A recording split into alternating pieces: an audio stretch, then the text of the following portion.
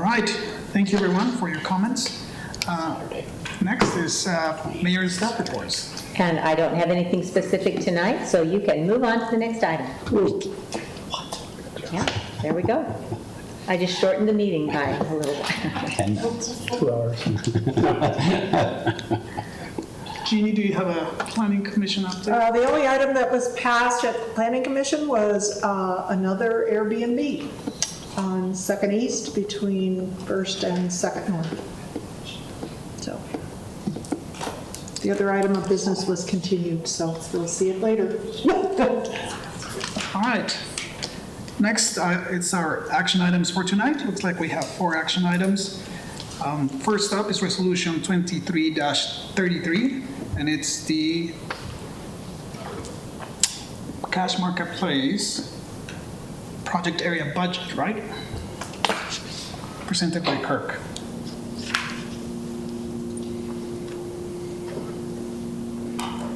Give me 1 sec just to get set up here. Technically, it's the 1400 North. It's been a long time since I've been first on the agenda, so I'm not very good at this. Usually you're very last.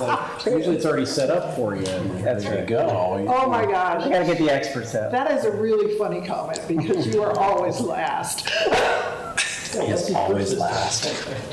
Because we love him. It just gets better and better and better until it's yours. It's because I've got special guests here, right? So with that, I'll just point out we have the developer with Sonia Real Estate Group from Omaha, Nebraska with us tonight, Mitch Holland and Drew Snyder. So great to have them out here. I'm sure we'll have questions from them. Okay, there you go. At some point.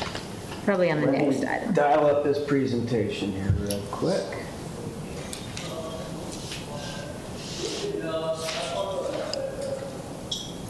There we go.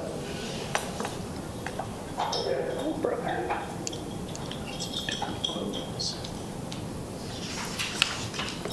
Okay, teed up, ready to go. All right, so tonight we are talking about a consent is what's being requested of the City Council, a consent to the budget of the 1400 North Main Community Reinvestment Project area. Quick refresher on what is that project area. We've talked about this in other meetings, but there on the screen you see the map of the entire project area. At the top is the Cache Valley Mall, and you can see the boundaries of the area shown with a red boundary. There's also some land extending toward the bottom of the image or southward to 1000 North, which is opposite the middle school, which you can see that southern portion has some undeveloped ground. All told, it's about 51 acres. Obviously, the centerpiece of this project area, the catalyst, if you will, is the Cache Valley Marketplace project, and that represents roughly half the acreage. So tonight, we've got Resolution 23-33 in front of you. The preliminary, you received the budget during the noticing period. Also, if you'll remember, in the redevelopment agency meeting on August 1st, we talked about the budget. We didn't vote on it then because it's required that before you, as an agency, approve the budget and adopt it, that budget consents need to be obtained from all taxing entities. So Logan C being one of them, that is why we're here tonight. Just an update on where we're at in that process with the other taxing entities. Cache County actually consented to the budget at their last board meeting last Tuesday night. So that one is consented to, and the school district, we presented the budget to them, and they will make a decision this coming Tuesday night. So tonight we're here with you, and just to clarify what this is and is not, this is not a commitment yet of the city's tax increment that would be generated within the project area. That will come later when we present to you the interlocal agreement. We're anticipating that meeting will be held the middle of September. So we'll see you back here at that time. So really what we're looking at tonight and considering is the structure of the budget, the various line items, the content, and again, we're seeking a consent of that budget. So to create a little context, I think this is an important RDA concept to understand, and that's tax increment or the increase in the taxable value. So in this image, if you look at the far lower left of the screen, you see the figure 50 million, and right below that you see a series of 20 years running from year 2026 all the way to the right to year 2046. So this is a projection of the anticipated growth in total taxable value of all real estate parcels within that project area on the map you saw before. Both the taxable value for real property, but also personal property that, you know, is in the businesses or, basically the businesses that are in that project area. So currently, that going back to that lower left, that yellow dashed line, presently 48 million is the total taxable value. So because of the projected projects over this 20-year time horizon that are expected to occur, we're expecting that taxable value to increase from 50 million up to in the neighborhood of 285, 290 million. So what's important, so tax increment, what does that mean? Tax increment is really the increase in property taxes that are generated off of what is within that boundaried area. So currently, Logan City, Cache County, Logan City School District receives a certain amount of property tax revenue. So as this total taxable value fluctuates over time, essentially the revenue that the tax entities are receiving, they'll be held essentially harmless, and they'll continue to receive whatever property tax revenue is generated by that 48 million. Now granted, there's some minor fluctuations as property tax rates ebb and flow. There is some variation there, but the point of the matter is that 48 million will continue to generate revenue, and through the duration of the project area time horizon, the tax entities will benefit from that.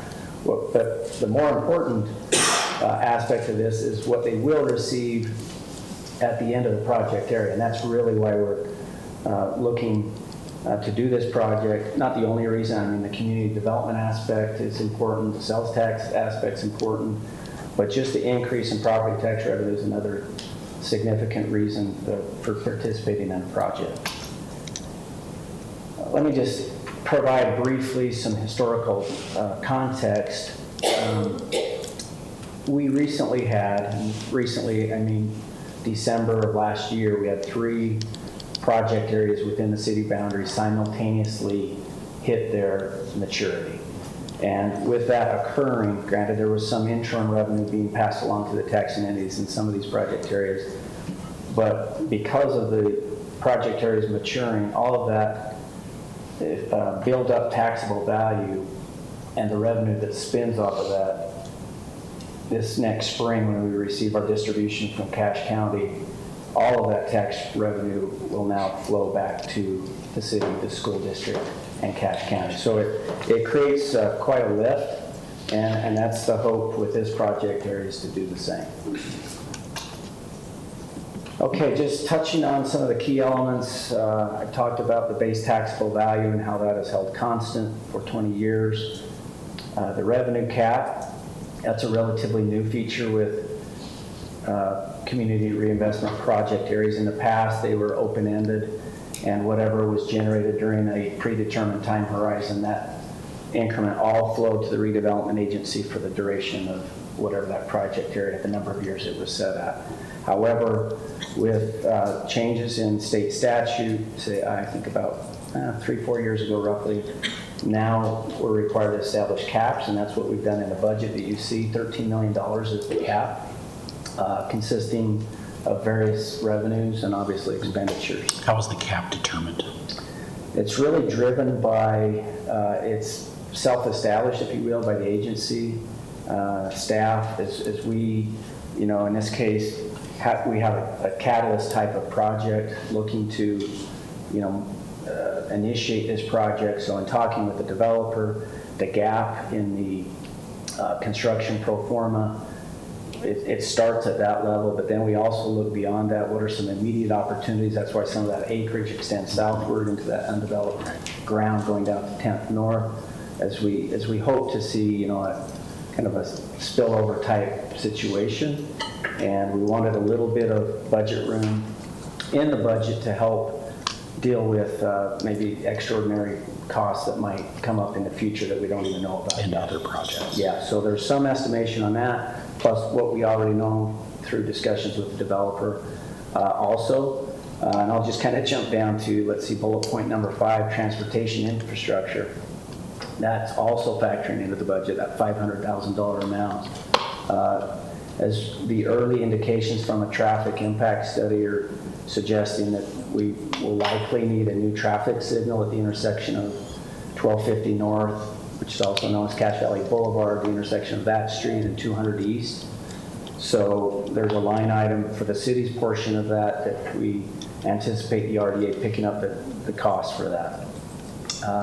Other items in the budget that are key, starting at the top of that bullet list, by statute, every dollar that comes into the RDA's coffers, that's pledged by the various tax entities, 10% of that has to be set aside for affordable housing projects to be realized somewhere within the community.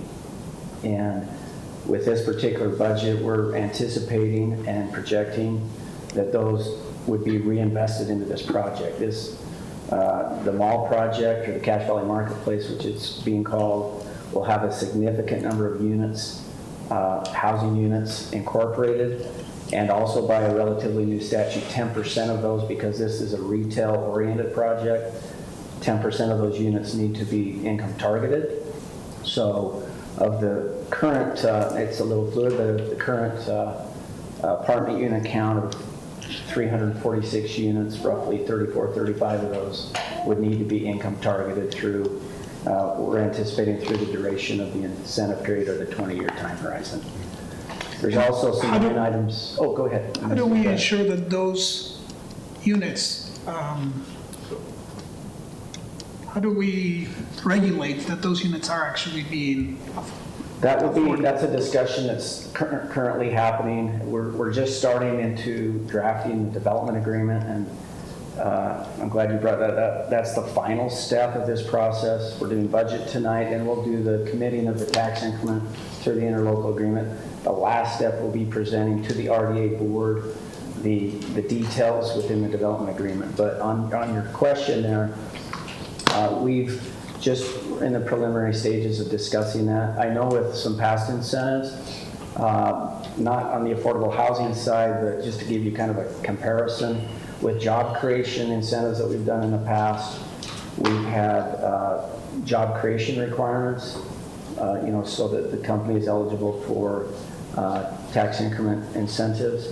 And we've relied on self-reporting, but we could have other mechanisms put into play too. So, we're early on, but we'll follow up with you as we move closer and bring back to you that draft development agreement for you to look at. We'll dive into that in a little more detail then. Partially answered your question, but we're still working on it. Other questions on the budget? Let's see if there's anything else in there. We pretty much touched on most of it. Oh, going back to the cap, Mark, your question. Yeah. So that was established at 13 million. One key point is if that cap is reached, obviously, in year 15, 16, 17, then the pledged money, basically the increment spigot just turns off, right? The money then ceases to flow to the RDA and it goes back in full measure to the county tax entities. Yep. And the value has to be created, right? The money that is committed the value has to be created before it can be given to the project. Is that correct? Well, in the development agreement, they will only receive what they generate, right? So if, we're projecting, on the Cache Valley Marketplace investment, a $205 million investment. Granted, that might not translate exactly that to the tax rolls, but nonetheless, whatever they generate is what they'll be paid. So if the value of their property is less than projected, their incentive is correspondingly reduced. So, does that make sense? Okay. Thank you. So projected agency expenditures within the budget, $13.5 million. That's both for the Cache Valley Marketplace and the other 25 acres. 13 million is the cap, so you might be asking why 13.5. Also included in the budget is $500,000 of affordable housing reserves that would be pledged and are part of the negotiations with the Cache Valley Marketplace. So one big question is, okay, you know, big numbers being put forward in the budget, lots of incentives, why, you know, and here are some justifications for public assistance on this project. You've got, first of all, very expensive demolition. You know, we're talking about a $309,000 square foot building that will be torn down. So a lot of tonnage that will go to the landfill, a lot of tipping fees, asbestos remediation, et cetera. So you've got, you know, millions of dollars in costs there alone. The other thing is I list the second bullet point, acquisition costs. So, you know, we're talking about a developer purchasing a building, 309,000 square feet, and then immediately tearing it down. So you can see the cost quickly mounting, you know, significantly. Then you've got public infrastructure. So the developer, and this is more on the planning side, will be required to build a thoroughfare of sorts, if you will, granting an easement. We'll call it a public access easement, so that vehicles, pedestrians can traverse through the project, as it's shown on the site plan, from west to east and east to west. So there's some additional items there. And then, not to be overlooked, while it's a great, you know, win for the project, if you will, to have income targeted housing units as part of the project, a significant number of those, in this case 34 to 35 based upon the current unit count, you know, those bring in significantly less revenue. So there's an opportunity cost, if you will, built into this, which, you know, carries a real cost from an investor developer perspective, but yet is a gain, a win for the community. So, okay, just switching gears briefly for a second. There is the site plan. The big red box would be a new retail national anchor, almost 150,000 square feet. Also right below that in red, kind of crosshatched, you see a thin sliver of more commercial space, about 20,000 square feet, which would be built over the top by a 4-story hotel unit count, or hotel room count, about 150, just over 150 units, I think. And then you've got almost 350 units of housing, which are shown by those yellow boxes. That green line is that public access easement that I mentioned that will move from Main Street to 200 East. Just a rendering, just for those that are just catching up on this project. You can see the national retailer at the top left, the box store, the hotel immediately below or to the right of that, on top of additional commercial space, and then all the housing units toward the 200 East side. Public benefits, I've already touched on these, so I won't spend a lot of time. We've got obviously significant investment dollars going into this with some high quality design, pedestrian enhancements, traffic circulation enhancements. And let me just, on traffic, I know people have been concerned about 200 East. Having lived in this community nearly all my life, I can remember for decades, not to minimize the traffic concern because it is real, but we've known that 200 East traffic has been expected for decades to increase. There was talk years ago that I recall of road lighting. However, the traffic signal at Cache Valley Boulevard and 200 East, the recently funded additional traffic lanes going north of 1400 North towards North Logan, additional lanes there, a new turn lane by Culver's, the public access easement, all those things will help drive a higher efficiency, even though the volume obviously will increase. Hopefully we will get better at moving those quickly and efficiently. On obviously the strengthening of a key commercial area, other businesses, other people in our community that we know that own businesses, property there, will see a lift. So it's good from that perspective. Sales tax is a big part of this too. We're not talking about it so much in the context of the budget, right? That's property tax based, but obviously you bring in significant new retail and it would be good for the city. Affordable housing supply increases. I'm kind of jumping around, pardon me, but I think we pretty much covered all of those pretty well.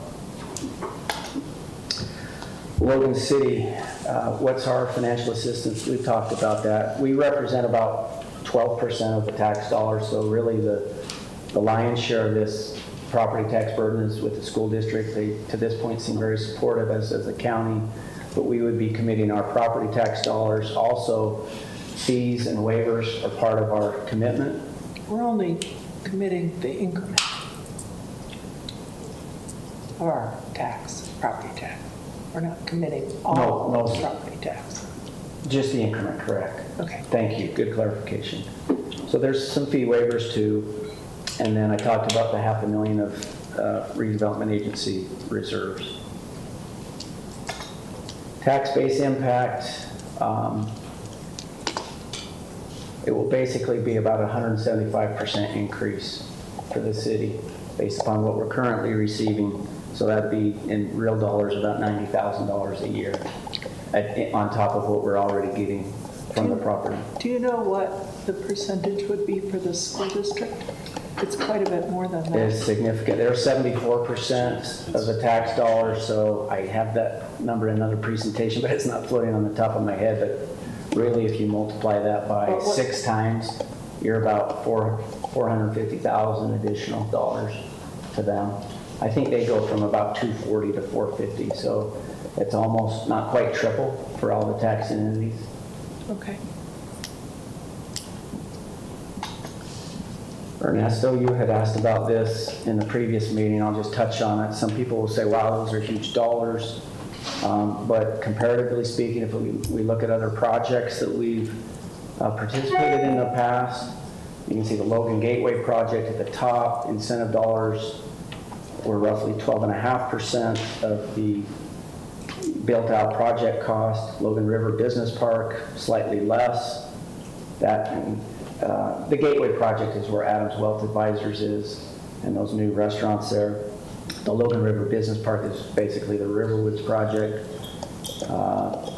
And then in red, you see what is projected percentage-wise for this CRPA. If you look at the $13 million cap in relation to the total projected construction cost. Again, maybe not necessarily what hits the tax rolls, but nonetheless, it's a percentage of the total construction cost. Tom?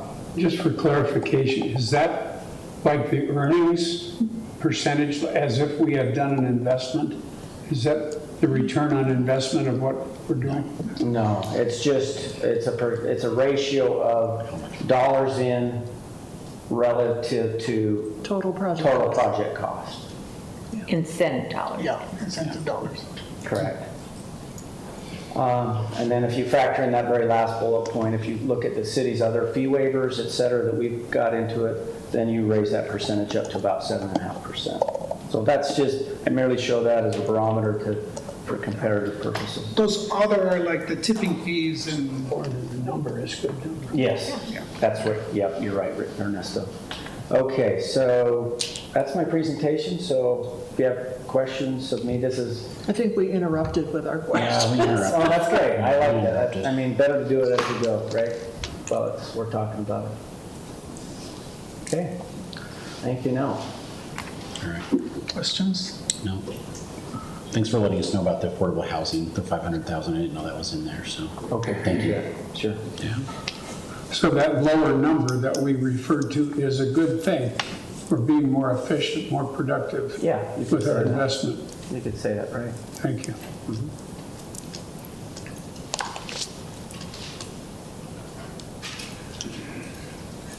So, if I understand right, there have been other,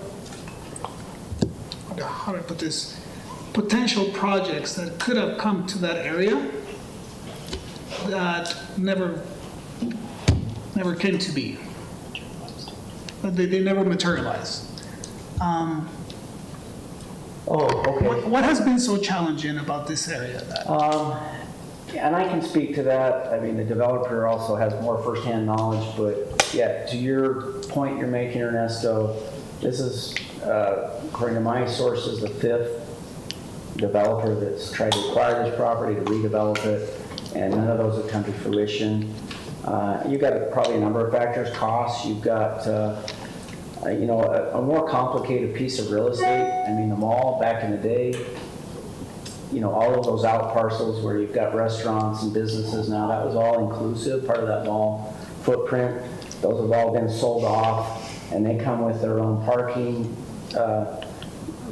you know, cross-access agreements for parking purposes, moving around the parking lot, those kind of things. Those all add more complications, more difficulty.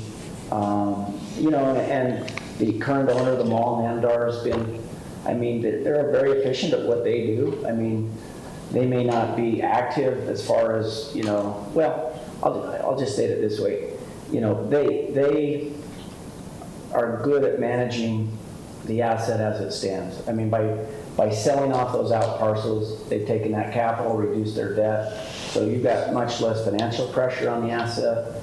So granted, vacancies are high there, as we all know, but if you've got very little debt and you find creative ways to, you know, bring in non-traditional mall users, or you do temporary lease arrangements for your big empty anchor spaces, Or you use the losses. you create some cash flow. But from a community perspective, are we optimizing the asset? Not so well. I'm kind of getting off topic a little bit, but I'd say those challenges I mentioned before is, well, as it relates to Namdar's, you know, it's not like they're discounting the asset, right?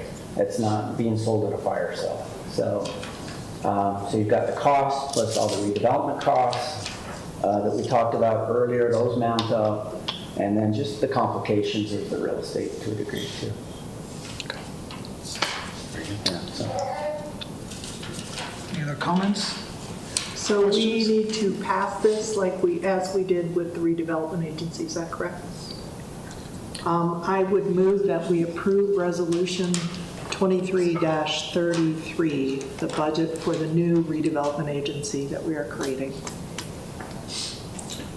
I'll second. Before I call for a vote,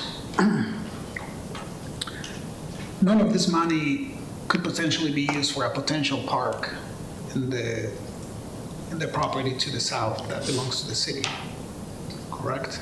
The city, I mean, Rich and the mayor can chime in, but we would not use this tax increment for that purpose. We're partnering with the tax entities to realize more tax base It growth. doesn't create any tax. Yeah, there's no tax revenue with the park. However, that is part of the vision, is some of that undeveloped land on the south. The mayor's talked about adding a park there. The city owns roughly 2 acres there, so that could be integrated perhaps into a nice new project on that southern end. But that would need to be funded separately. Yeah. And as, you know, Yeah. council would have to approve that budget, but that's something we'd like to work towards down the road. Again, nothing in the budget at the present time, so it may take a little while, but eventually we could hopefully get to that.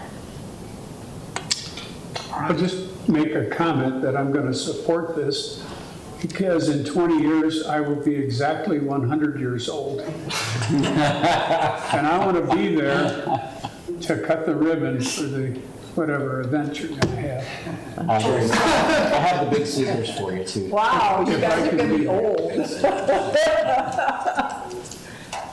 All right, Oh, Ernesto, one clarification. So the budget that was presented to the agency on August 1st, if you recall, that was not passed at that time. It was presented to create awareness, but after the consents are obtained from all the entities, then we look back. Yeah. Okay. all right. So we are voting on this one tonight, though, and it's been moved and seconded. Any last comments, or all in favor, please say aye. Aye. All against, please say nay. Resolution 23-33 is approved. Passes. Thank you, Kirk. Next on our agenda, we have a public hearing for a rezone and code amendments for the Cache Valley Marketplace, Ordinance 23-28. Boss.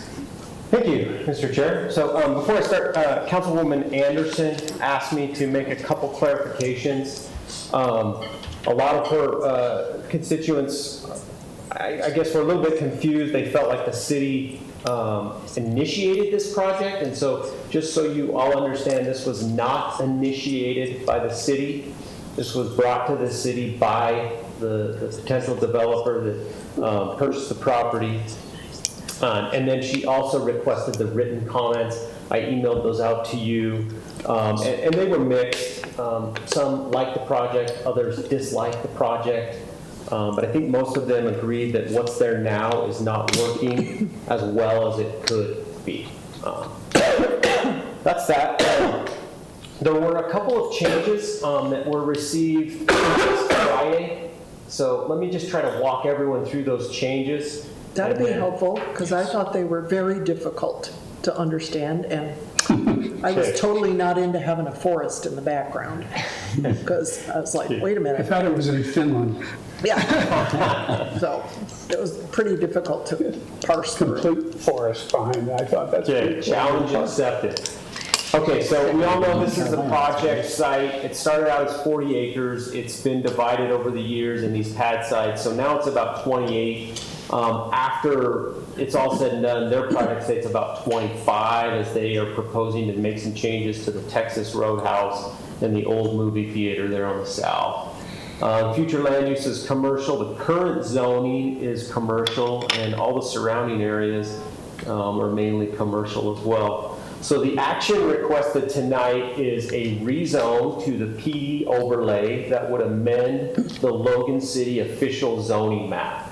And that's what it would look like essentially, is a crosshatch over this piece of property. The PD overlay is specific to this project.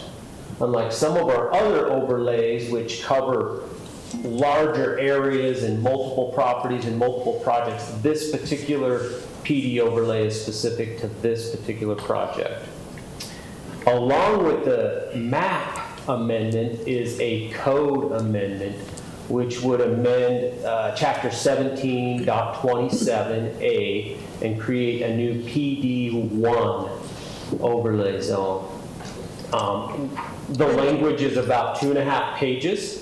Can I stop for just a second, just for, Yes. so we're creating PD1, Cache Valley Marketplace. Every time we apply the overlay zone, there will be a similar chapter code with like PD2, PD3, PD4. Yes. So every single one will have its own piece of the code. Correct. Okay, thank you. So it's about 2.5 pages. I'm not going to read everything, but let me just do some quick summarization. The intent is to revitalize and redevelop the 1976 mall. It's a $200 million project. The numbers Kurt just went over. The overlay creates new additional land use regulations. It allows new things. It also prohibits new things. There's specific building approvals, so it's building A through J, and there's commercial mixed use and multifamily buildings included in this project. The residential density is 13.5 units per acre over their net project site of 25.5, a total of 346 dwelling units. And you said last time that commercial's 30, right? Yes, so in the commercial zone, one can develop up to 30 units per acre. It has to be in a vertical mixed-use pattern. Right. But yes, the max density is 30. Some additional building setbacks above and beyond the minimum 10. There's a 15-foot setback. I'll show you that on the map. And then additional building heights up to 60 feet tall, which is about 5 feet taller than what the commercial zone allows now. How tall are this is a can you remember question, how tall are the buildings on 2nd North and 6th West? Those are 45 to 50 feet. That's a 4-story. Those do have a higher floor plate. They're probably 50. But these are 4 stories. Why are they so much taller? There's a mix of 4 and 5 stories in this project. I'll go over those elevations and we can look. Okay, thank you.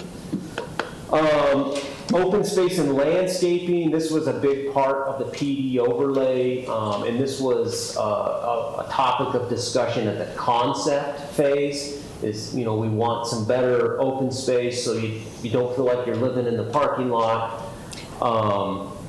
So they provide a 10% base of outdoor space throughout the entire project, and then in the residential areas, it's an additional 20%. And then in the commercial areas, it's an additional 10%.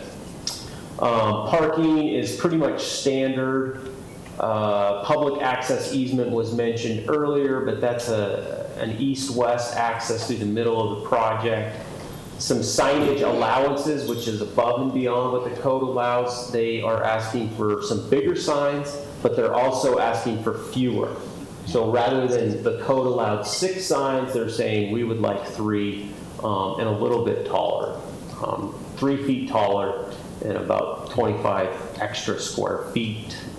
I got a hard question for you. And Paul's not here. How much would it cost for us to build that road if we built it? Could you speak louder? Yeah. How much would it cost us to build that road, that public access, if we built it? Sam's not here either. I would not know the answer, but it is an atypical cross section. It's not our typical, 66. But still, it's an investment. Yeah. You don't venture a guess. That's okay. I told you it was a hard question, so. Yeah. Well, Yeah. I can remember once upon a time it cost $125 per linear foot for sidewalk, curb and gutter. Sidewalk. Well, we know how much So, Blue Springs is paying for their Oh, street. Linda would know. So, Yeah, if we took a guess, we'd It's okay. probably be way off. I know who to talk to. I know who to track down. It's not inexpensive, that's correct. Okay, and so the PD overlay does not exempt them from compliance with other codes like the building code, the fire code, engineering standards and specs. And the traffic impact study is also a condition of approval, which may impact some of the road configurations around the project site. So this was the site plan, and Kurt just went over this. Could you just go back for a second? Just a tiny little point. Number 1, go back to number 1. Revitalize and redevelop the mall. Why don't you say demolish and build new? Some of the letters that I got, at least, we're not revitalizing. It's not painting and putting new drapes up. We're demolishing. I think it should be revitalized and redeveloped, 1976 mall site. Yeah, That's okay. Yeah. good, yeah. It's confusing for some of the people that I heard from.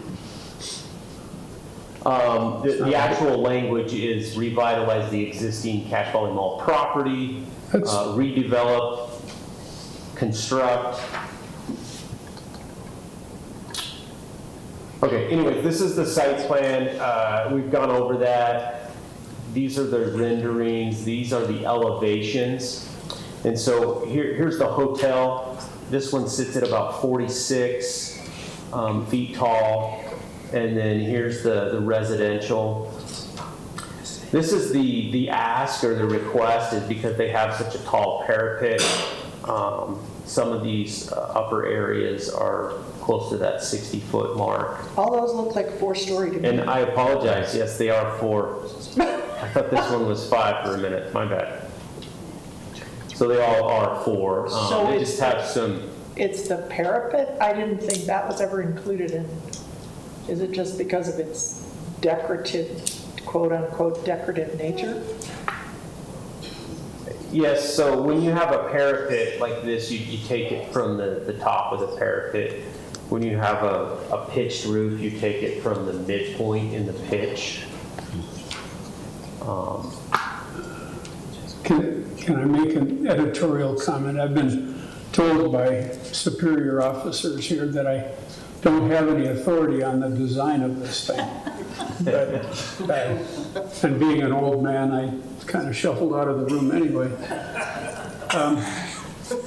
I'm looking at the design of these angled parapets, and I looked up Simonson. I mean, we talked. Can I talk directly to the? Or do you want to do that offline after? Can I say 2 minutes? 1 minute? It's not my meeting.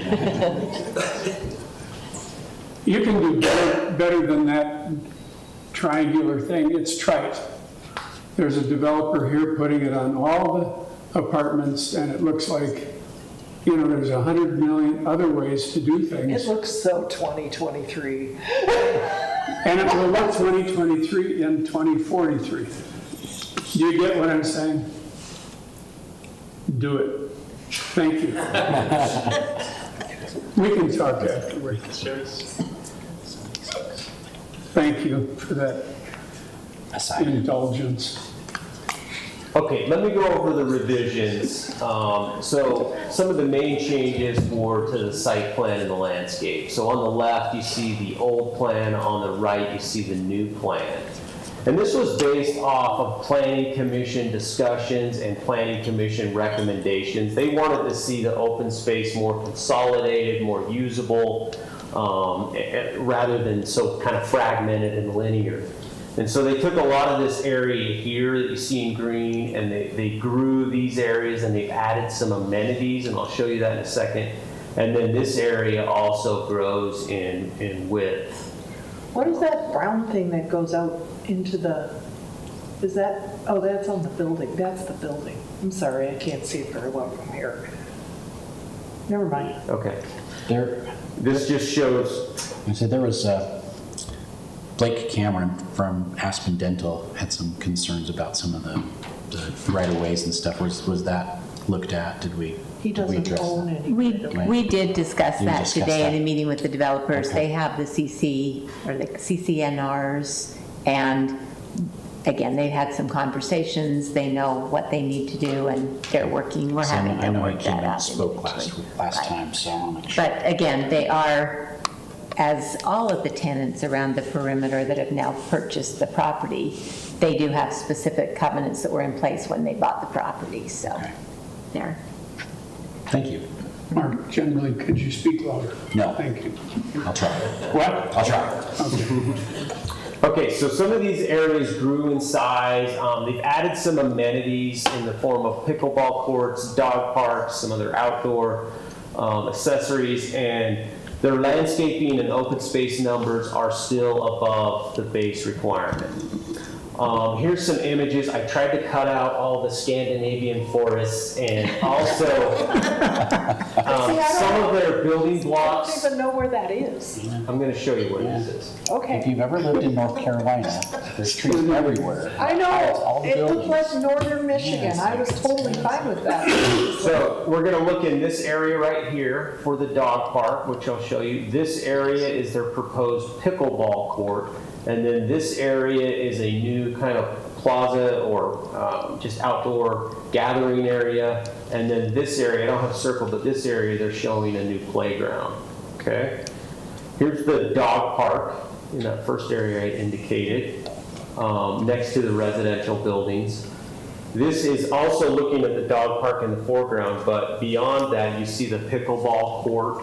And then beyond the pickleball court would be the backside of the big box retailer.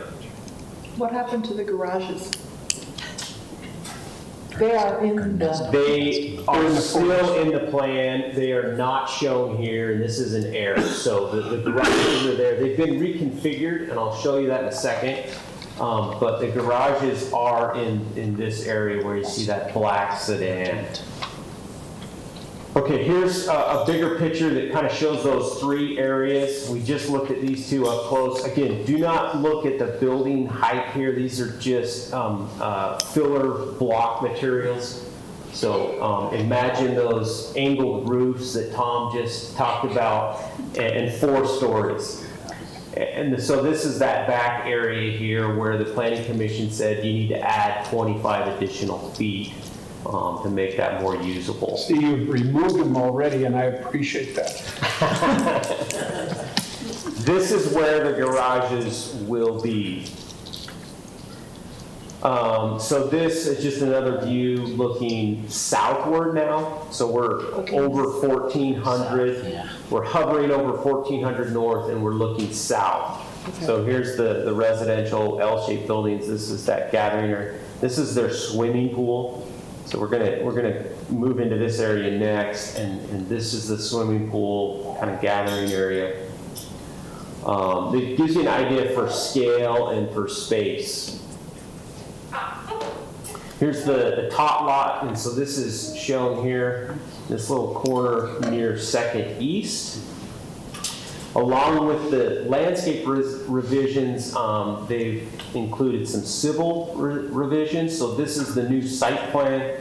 This is more detailed. It shows the different paving types. It shows the building footprints. And as you can see here, this gray area with the dash underneath, that's where the garages have moved to. So it's a double wide garage or a double deep garage. And then this is the new pickleball court, dog park, and then gathering area here. So my understanding is, and I want to make sure, because I had a big conversation about this yesterday, all these pictures look like the building is sitting on 2nd East. But indeed, the buildings are 30 feet off of 2nd East because of the public right-of-way and then the 15-foot setback. Is that correct? Yes, so this shows it well here. So it's a 29-foot setback from the current property line, which is about the curb. But as part of the design review and subdivision process, Darren, our city engineer, has required dedication so that these right-of-ways are our standard right-of-way where the property line is 1 foot from the sidewalk and then 1 foot from the sidewalk on both 200 East and 1250 North. Because it's atypical to have the property line at the curb. The typical is you go past the sidewalk 1 foot and then the property line. So in this case, they're a 16.5-foot setback from the sidewalk here and 29 from the curb. Okay. And I asked the question yesterday, and That's a big setback.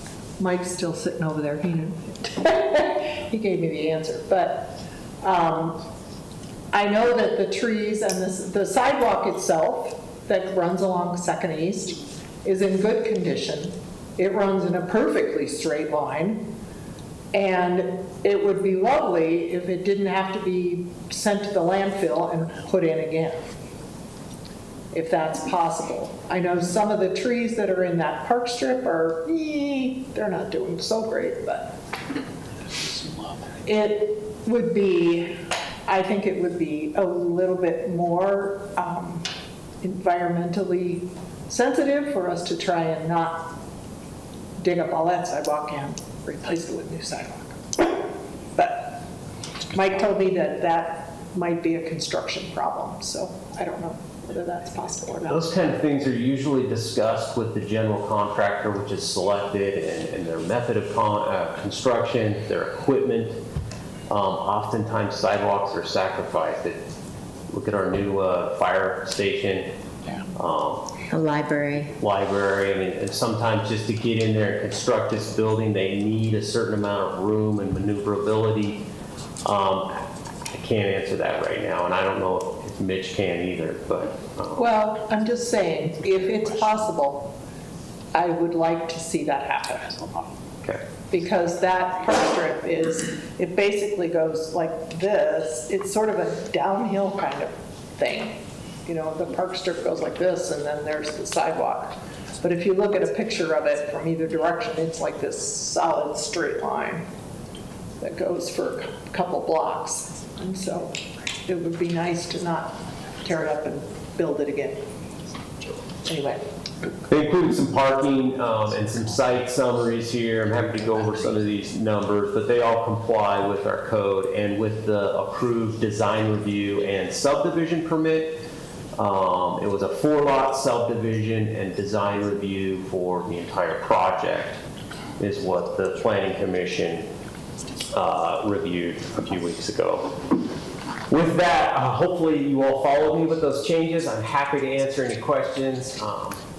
And the developers can also respond to any questions if council has specific questions for them. Is it appropriate if they want to say anything?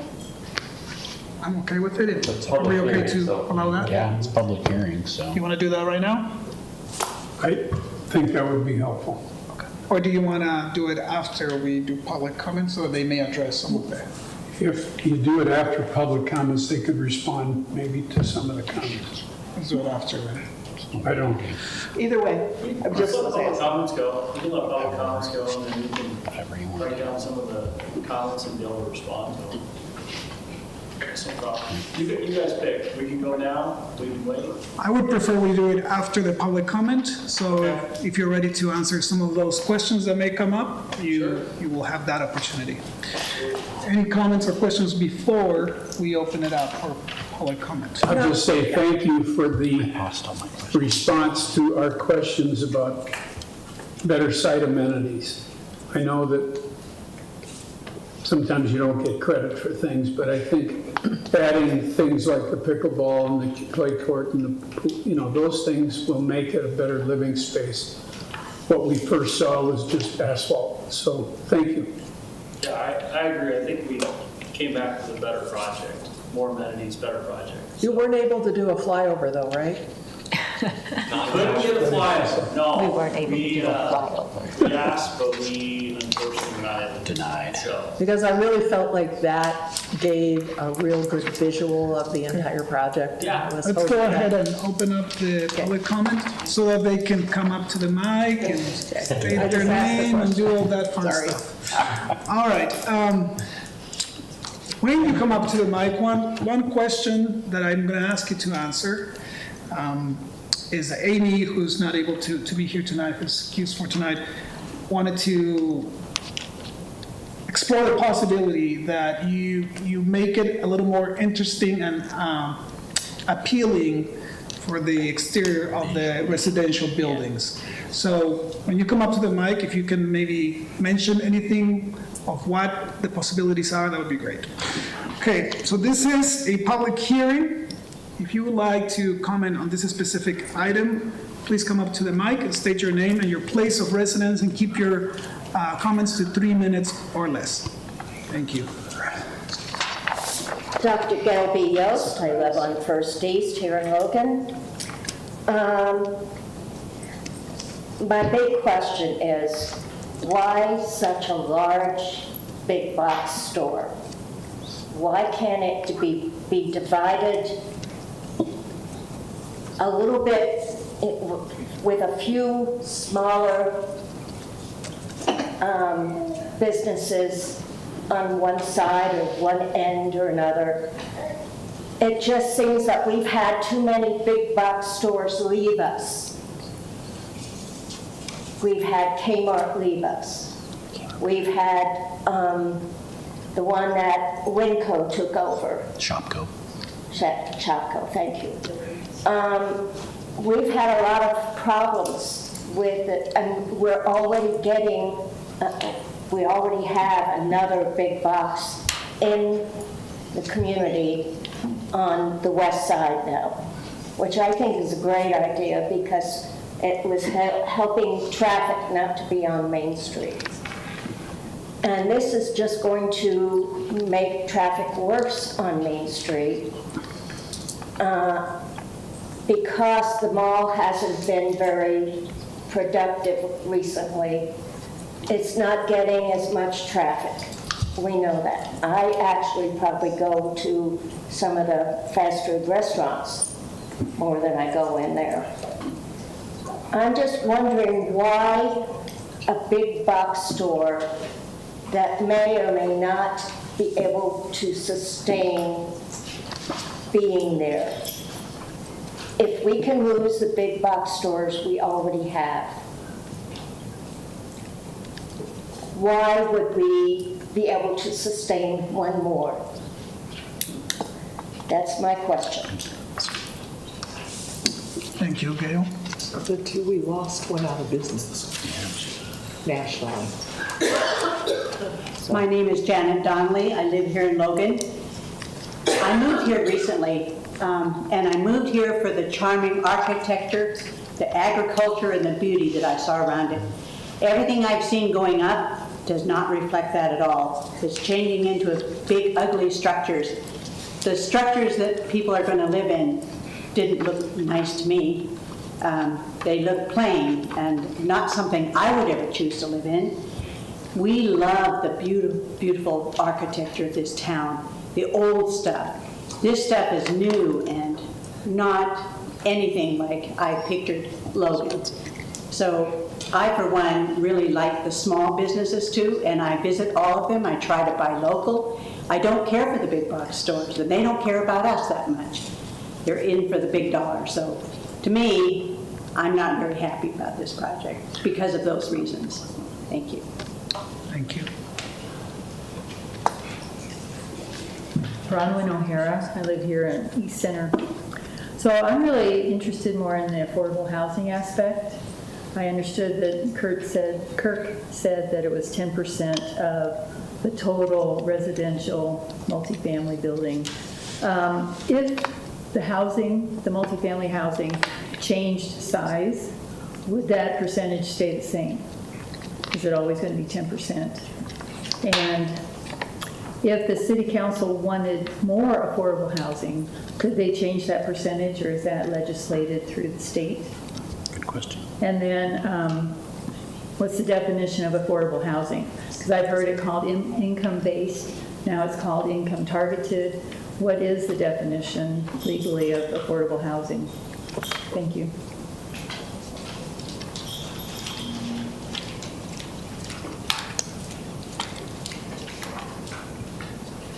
Thank you. This is I'm Joel Nelson again from Adams. I live just right off of 200 East, just slightly south of where this is going. And I really appreciate all those who have worked really hard. This is a very hard and complicated project, so I appreciate those, including the developers who have been here with us. I kind of have the general theme, if there's anything that my face hopefully represents, is healthy community spaces.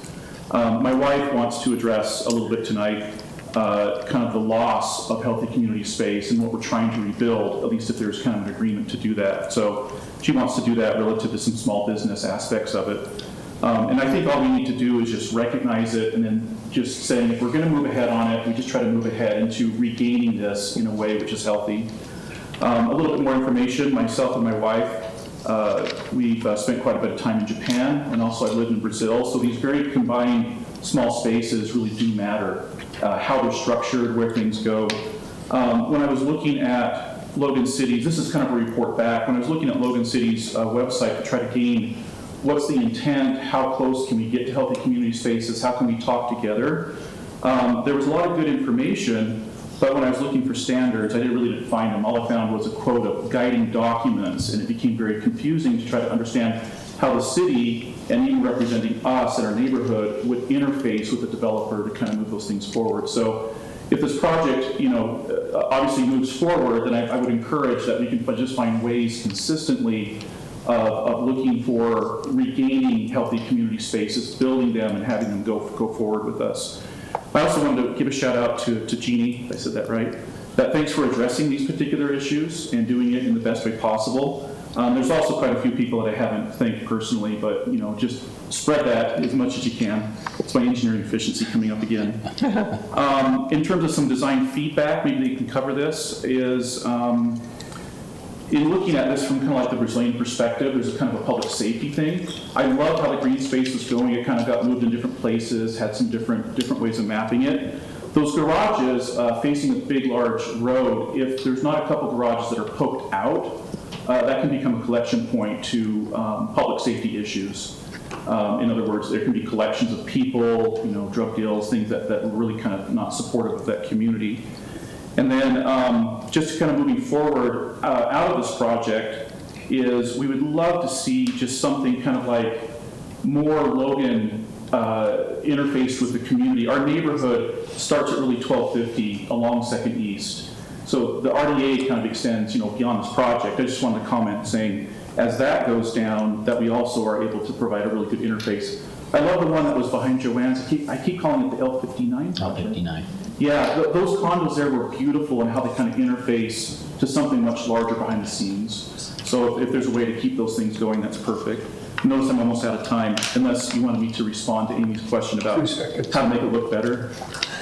Was that Amy's question to us? Time is Or? up. It was for the developer. Okay, all right, thank you. And appreciate your time. And if just real quick, being a marketplace, that could be really clarion call to say, we can support small businesses again. They can make it healthy even with the big box. So thank you. Thank you.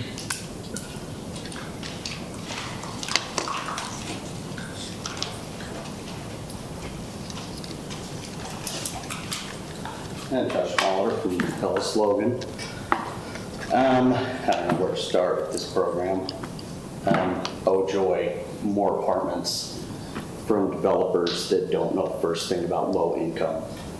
I've seen over the past 4 years, these developers come in using the Cache County Housing Crisis Task Force as this proxy to come in and to build all these developments. Using HUD, using RDA funds.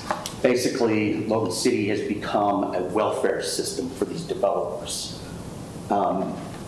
One thing, I've lived in Logan since 1976, in and out, lived in a lot of places.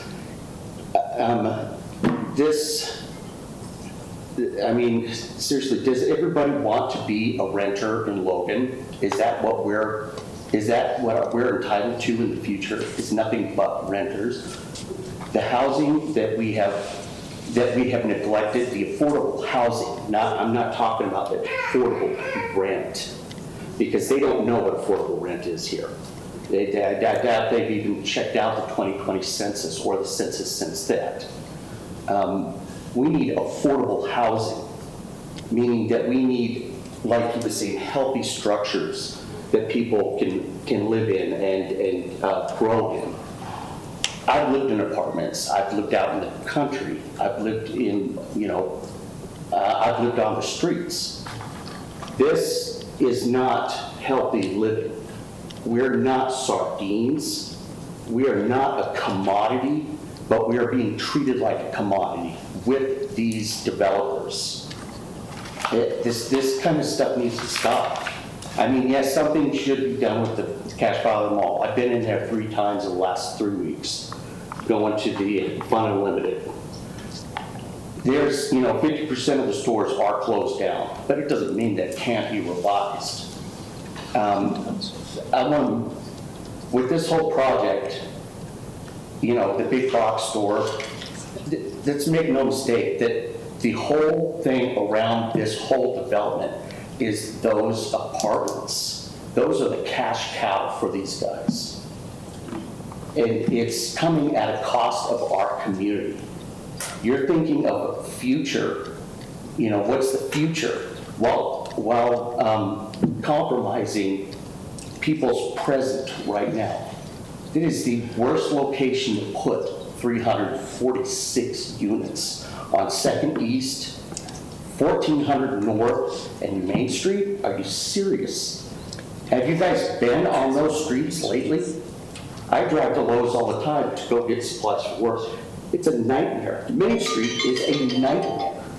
And you want to put it on 2nd East, which there is a middle school. Thank you, Josh. Not but 5 minutes or 5 blocks away. Thank you.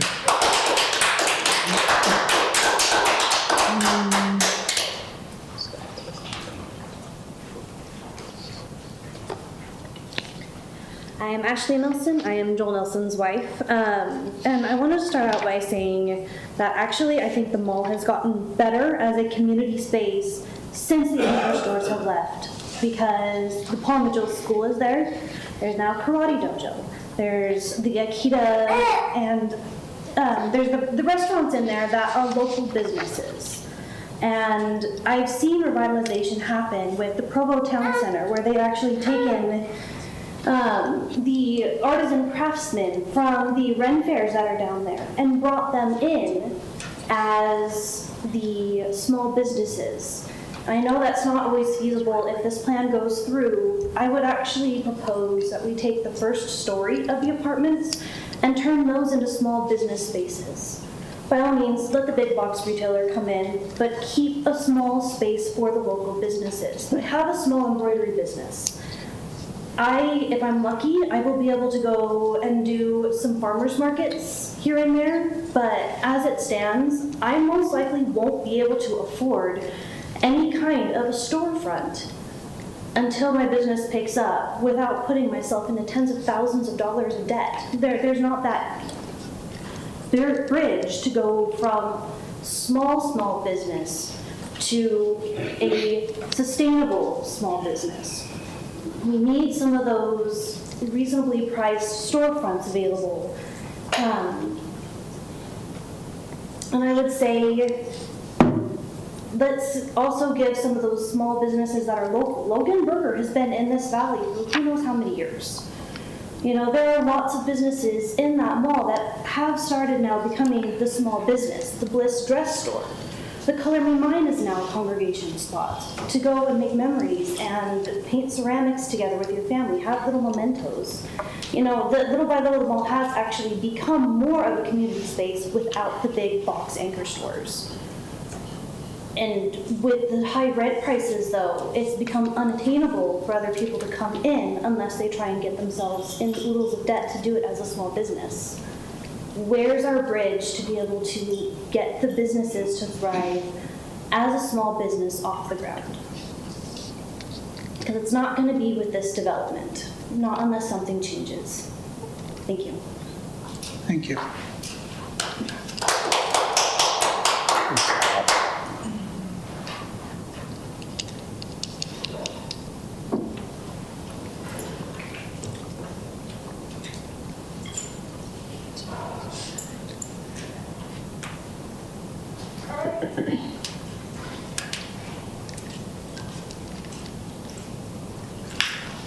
Joanne Bennett, I live in Logan.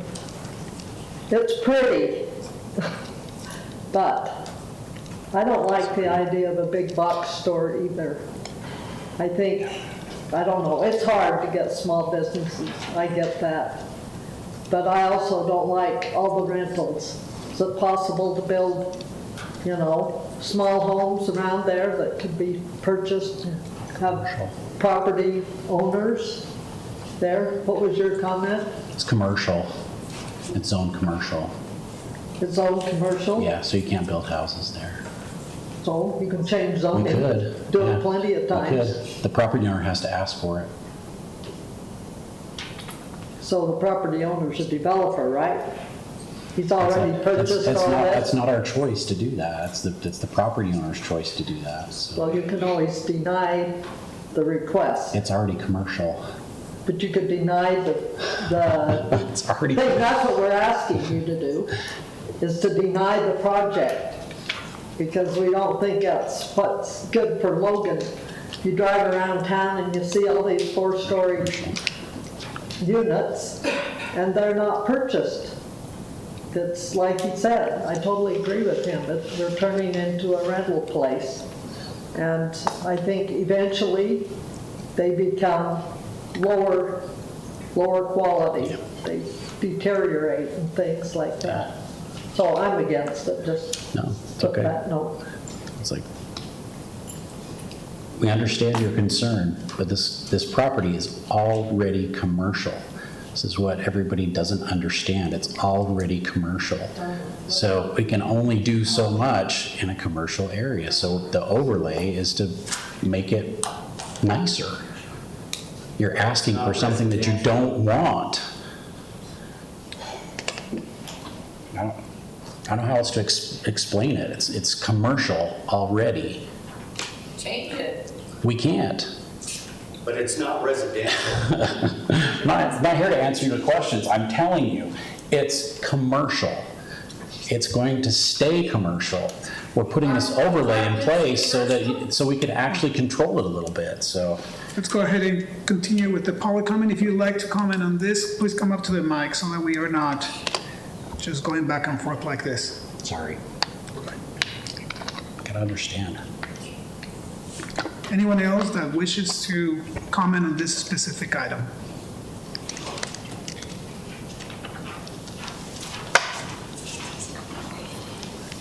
Michael Jewell. I work here in Logan. It's nice to advocate for a project that isn't ours. I won't garner any applause tonight. There is, we come to these meetings, we hear a lot of anecdotal evidence, we hear a lot of opinions about why don't they do X or Y or Z. And there's no way to design a development to make everyone happy. And I think the truth, the two truths that I've found in being at these public meetings is A, no one wants to be told what they can do with their own property. Everyone in this, I guess in this area, in America is founded on property rights. No one wants the government to come in and tell them what they can do with their property. That's truth number one. Truth number two is that everyone wants to tell a developer what they can do with their property. And the disconnect on that is generally lost on everyone in these meetings. It's very, very visible, very prevalent, but generally lost. I don't know the developer on this. They will take a significant market risk by doing this, and I think it's incumbent on them to build what they think they can fill and build what they think the market will bear. There is extraordinary amounts of evidence and research and facts that support that cities who have allowed rezoning, who have decreased parking requirements, who allow housing, rent growth has been softened, has been curbed. Rent growth right now in the U.S. is like 30%, and in cities that have attempted to address that, it's closer to 2 to 5%. So I'm all for housing. I think this is a great area.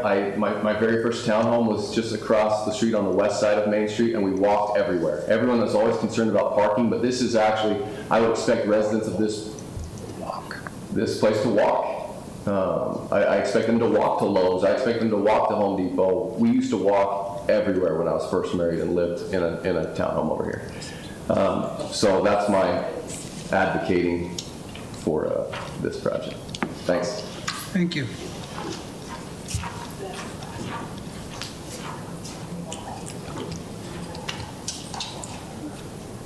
Anyone else? Going to give some time to the proponent. All right, so before we close the public comment, we'll have the developers come and maybe answer some of the questions that came up and any additional comment that you would like to make. Drew Snyder, Mitch Holland with Woodson Real Estate. I think first, just want to tell the council thank you for having us here tonight. We have been steadily working on this for months and months and months. The mayor's been fantastic, city staff. We have lots and lots of people to thank. So I just want to recognize everyone on the city team has been fantastic to work with. This is our third mall project. Some people have heard me talk about this a little bit. These are unique, these are different, these are hard, these are challenging. People have emotional ties to these properties. They've been in certain locations for a long time. Certainly respect all the comments that we received tonight. Everyone has a difference of opinion on what should go here, what should happen. And so we're certainly respectful of that. I do just want to stress that we feel fortunate. I think one of the premises, and when we first met with the city team, mall properties such as Cache Valley, they're all over the United States. The enclosed mall business is a broken business model. I think we all recognize that. All the anchor stores here are vacant. We've gone through the rent roll with NAMDAR extensively. The challenge on this particular asset is there are some leases that go out until 2035, 2037. So if nothing is done, NAMDAR maintains ownership. This property, in my estimation, would sit here and continue to deteriorate for at least another decade. So I think we feel very fortunate that we have a plan. We have a great retailer that would be new to the market, exciting for Logan, for the community. And then obviously there's housing needs. We did a full-blown housing study. There's housing needs here. We'd like to try to meet those needs. We'll talk a little bit about the design. We're certainly open to how these properties are designed, how they look, feel. We took the feedback we got at the Planning Commission. We got some great feedback. We were on the podium for about an hour and a half talking about outdoor spaces, landscaping. I've never talked that long at a public hearing about those items, and so it was great. They challenged us. We went to the drawing board. We came back. I think we have a really thoughtful plan. Russ did a great job of showing kind of the before and after, so appreciate you putting that together. And so anyway, I'm kind of going on a little bit here, but just I think before we kind of start answering questions, we just want to tell everybody thank you. We've all spent a lot of time on this, and it is an exciting project, and it's unique. Not every community has a chance to redevelop their mall, and we do here in Logan, so we're excited about that. Mitch was the question person. I don't even know if I can read his handwriting, so I may let you take a couple of these early ones. Take the questions. Yeah, 'cause he can read his own. Seems fair. I think the first one was why the big box. It might be, and lends to the question of why we're the fifth developer to take a run at this project. It is extremely cost prohibitive and challenging from an economic standpoint, and without a major retailer such as the one that I think we're targeting for this site, it wouldn't be possible. Lending to Councilman Anderson's comments earlier, this is located in one of Logan's prime retail areas. You should have a major retailer located on the site. It's what it's meant for. So that's kind of the impetus that we're building the site around. Without them, we wouldn't be here. There's no way we could make it work. So that's the primary reason of why we have a big box retailer on the site. You want me to take the, so on owning the multifamily, this has come up at a couple of meetings, not just necessarily this one.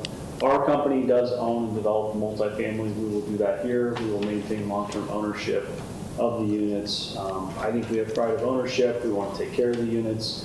We want to do a great job. We want to offer a great service and a community for the residents to live. So I just want to go ahead and answer that question. We will own the multifamily portion of the project and own it long-term. But you have said that you will hire someone local to do the management. Yeah, we're in the process of interviewing probably 3 or 4 firms to decide who we would hire for local management. Okay.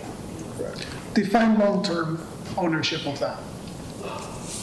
That's kind of a subjective question. I'm 41 years old. I see myself doing this for a long time. Can never guarantee anything, right? Life has its curveballs, circumstances change. If you ask me today, I own it for 30, 40, 50 years. I have no idea what my life expectancy is. So again, it's a little bit of a subjective question, but we're going to own it for a long time. We have about 1,400 units. So we'll add this to our multifamily portfolio, and we think it's a great project, great location, exciting location for housing. So I think on that end too, we've developed about 1,300 units, and we own 1,300 units. So none of the communities that we've developed have we sold. So I think that really is the intent, is to hold on to them. Thank you. There was a question, will 10% of the affordable housing units change? Yeah, I think the question was if the unit count changes. I'm trying to find your answer to that question, but if the unit count changes, we'll still say 10%. Yes. So if we end up at 350 units or 330 units, it's still going to stay at 10%.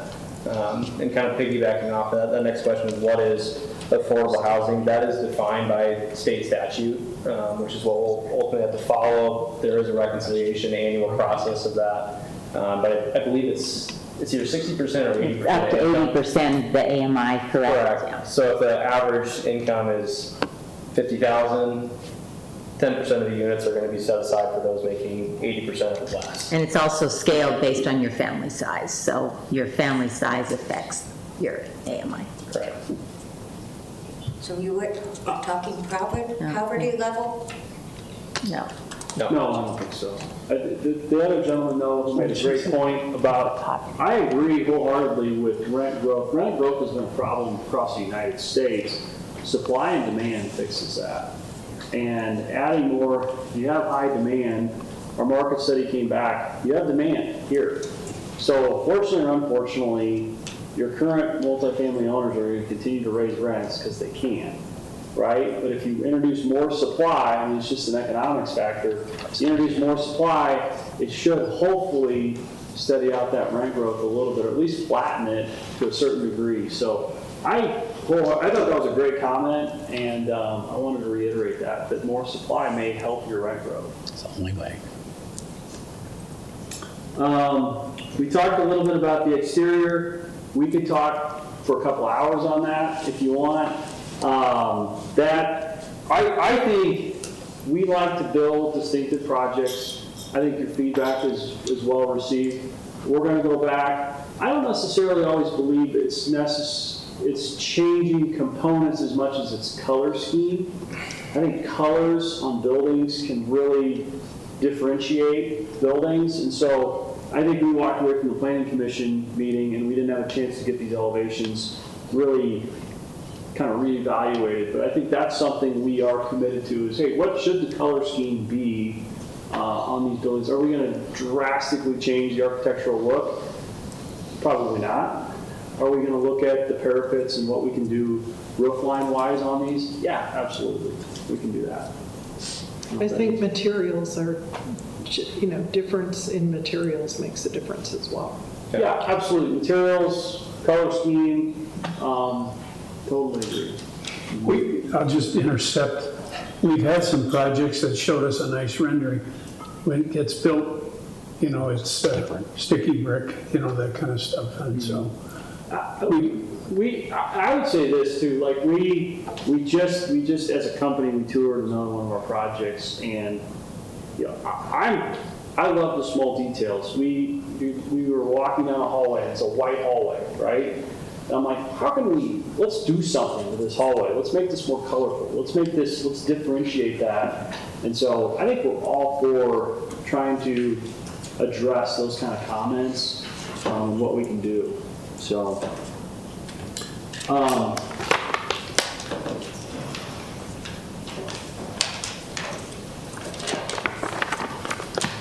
think we got questions? I can't guarantee. I have one that I would like you to address.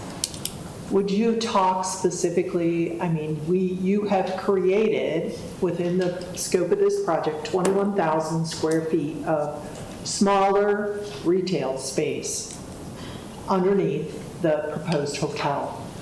Can you, just from your experience, talk about how many businesses that might be, or what size business would be targeted for that 21,000 square feet? Yeah, great question. The 21,000 feet, I can't remember right offhand, unless you might be able to find it. We typically look at the depth of the space. So if you want to talk about how you can demise it, to find one tenant or two tenants that are going to take the whole thing is probably not going to happen. So You're right. So, but I can't give you a definitive answer to say it's going to be 5 tenants, it's going to be 7 tenants, it's going to be, I really don't know. The best thing I can tell you is the smallest we could demise the spaces, I think it's an 80-foot depth. So it's probably 20 by 80, which is 1,600 feet. So if we did the smallest spaces for the entire 21,000 feet, it would just be 21,000 divided by 1,600. And that's probably as many tenants, small tenants, as we could get into that space. Okay. I don't know if that helps answer your question. Well, no, I just wanted to you know, I think that there's so much focus on the large structure that is the sort of center point of the project, and there's not nearly as much discussion about the 21,000 square feet of retail that will exist and can be local and can be small businesses and all of those things. It's not dedicated to one thing. It's malleable.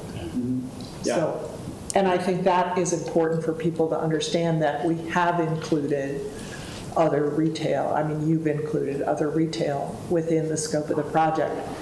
And to what Mark was saying before about it being commercial, if it is zoned commercial, and if it were to be developed as a commercial product, it would be a series of buildings that could have 30 units to the acre above a commercial first floor. So it would be commercial on the first floor and residences above. It could be a solid commercial space, you know, it could be a high rise or something like that, but the way it is zoned, it does accommodate housing. So what we are trying to do with the overlay, in my opinion, is maximize the commercial aspect and allow for the housing to stand independently within the context of the entire site. So, is that fair? Spot on. So, sorry, that was not a question. I think that we were intentional, we want to continue using the name Cache Valley, but Marketplace is intentional to assume it's mixed use. There's multiple uses, which includes a component of the retailer will be grocery.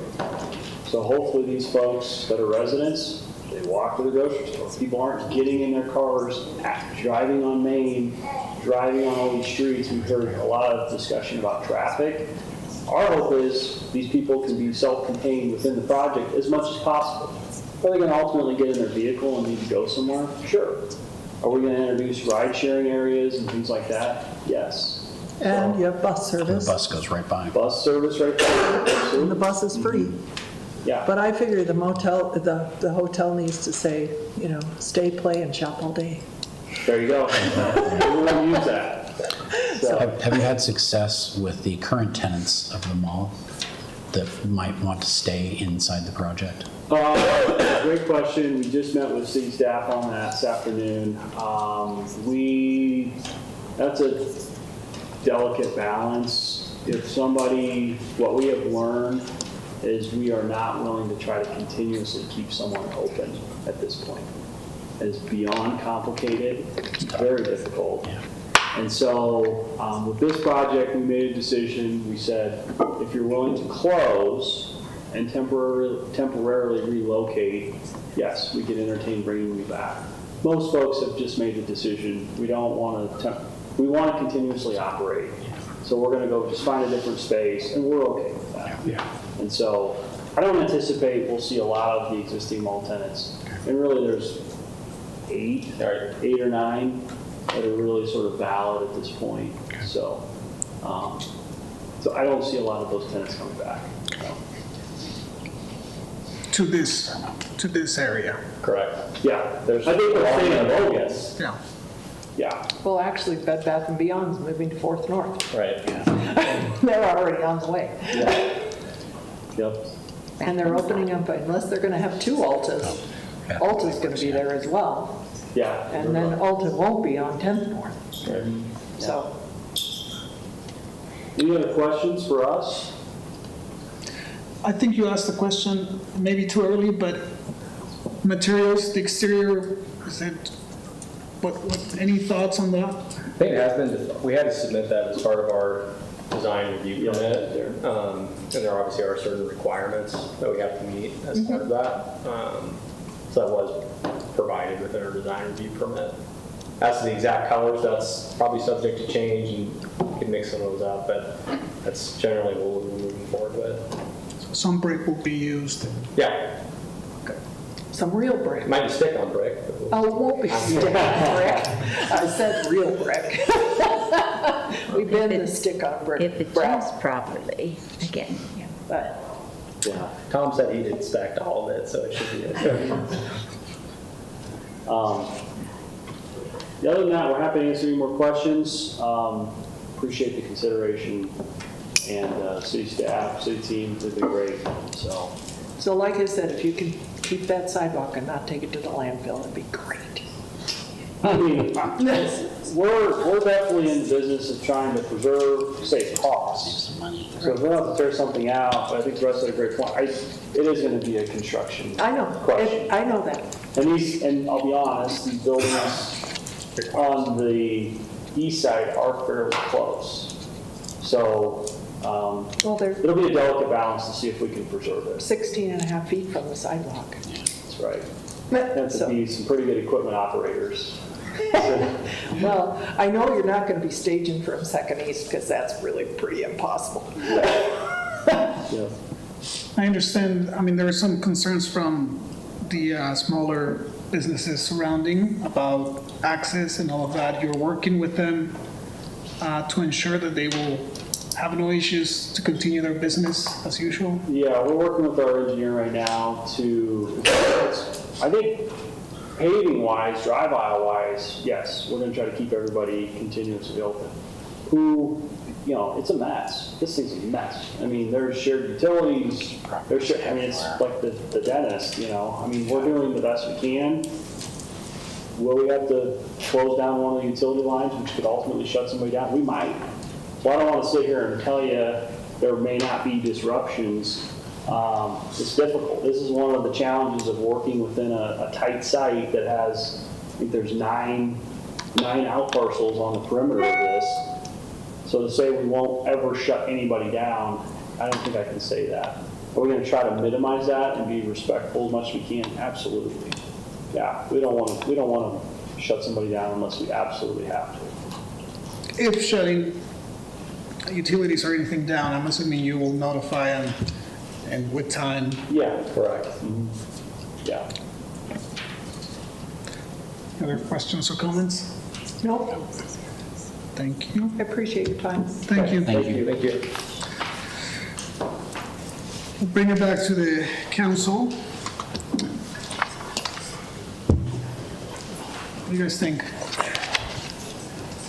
I visited with Rich for quite a while, and our return on investment is 2.5 years to decide for what money we're actually putting into it. That's a tough return on investment to pass up. I think about when I was a student and newlywed, this would be a dream place to live as a student, as a married young couple. Leave your car there, ride the bus to school, you could work here, you could shop here, go grocery shopping here. Wouldn't have to pay to park at school. You can entertain yourself, you don't have to have a parking pass. I mean, for the right client or the right renter or the right tenant, whatever we want to call them, this is a really great spot. It's not for everybody. It's not for everybody.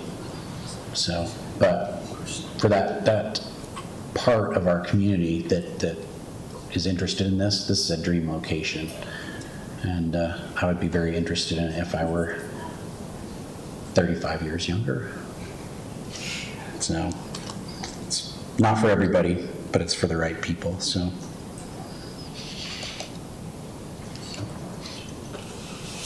I'll make a comment or two. Some of the things I heard from letters, email. But why don't we do this? Why don't we keep them all open and just, fix it up? Why don't we make single family? Why don't we do more single family? All kinds of what ifs. And the answer largely to that is market. The mall was built because of market back in 75 or 4, something like that. It was built because there was a demand for it. And it declined because of market. People didn't go there because there was other places. So it went out of business basically because of market. And it's not that, wouldn't it be nice if we put all single family, or something like that? if that would pay off. But if we tried to do that, the citizens of Logan would pay a lot of money to get very low return. Low value. Which leads into another topic here, is benefits. People in Logan want good streets, good police department, good library, good fire, parks, trails. Better school district. The schools, it's part of it. That's part of it. That's a huge part. Yeah, it's a big part of it, but in a sense, this is an investment that will pay for the benefits to Logan citizens for a long time. And we could not do this. There's communities that don't do commercial development, and they're struggling. This pays for the benefits that people want. So, one question I have is, there was a letter that was written, instead of the hotel, why don't we put in housing? That's a developer option where you would have to analyze, do I get a better return on the hotel or the housing? I'm not going to tell you that. It's got to be you. I remember people saying, oh, we can't afford another hotel here. Now we got 6, 7, you know what. But that's your choice, and so they got to make choices, because bottom line, they have to make this profitable for their investors, because they are taking a big risk. Hardly anybody in this room, maybe Mike, is rich enough to do big development out of his pocket, But this could easily fail. I've worked 55 years for developers, and some of them failed. And some of them became wealthy, but that's part of the American system, is you take a risk. And that's what builds our cities, basically. So I'm supportive of it. There's some things like I expressed earlier, but I think this is the right thing to do. Option one is always do nothing. So pretty soon we'll have a corn pasture out there with weeds and nobody going to it, eventually. It's attractive enough to somebody that they're willing to invest with some help. So I guess I could move to approve this. What is it? It's 23-28. 2328? Yes. Not without some misgivings, but nothing's perfect. So I hear what people are saying, but I'm considering all the options. There was traffic 20 years ago up here. Now that traffic is down here. We're going to say, let's put it up here again. So we're going to be back to where we were 20 years ago. And like somebody said, there's a lot of users that can walk to their commercial or restaurants or whatever it is. So that's a motion. I'd like to add that as part of some of the recommendations from the state, if I remember right, is to allow for this type of denser housing developments near the main transportation hubs, which I believe this is one of those. This one is actually, if you bring in retail, incentivize it through a CRPA, you do have to have the affordable housing component. This one isn't transit related. They have a separate statute for that. We do have the benefits of being near transit, but it's not under that particular statute. Yeah, I'm not saying using those types of funds or program, but putting this type of development near where there's you're right. Main streets and areas that will, even though we're adding traffic, are able to support that type of traffic addition. It's been moved. Any additional comments or? I was going to vote against it about 3 hours ago. I'm either senile or. It's one or the other. I will second Tom's motion. My only comment to Drew and the team is, I have heard from so many people, could we please have a Barnes and Noble? Barnes and Noble. So I'll just throw that out there for you. Noted. We did have one. Well, we didn't have a Barnes and Noble. We had the one that went out of business. Yeah, they went out of business. Borders. That's market. Sort of like Kmart and Shopko, they all went out of business nationally. So, Okay.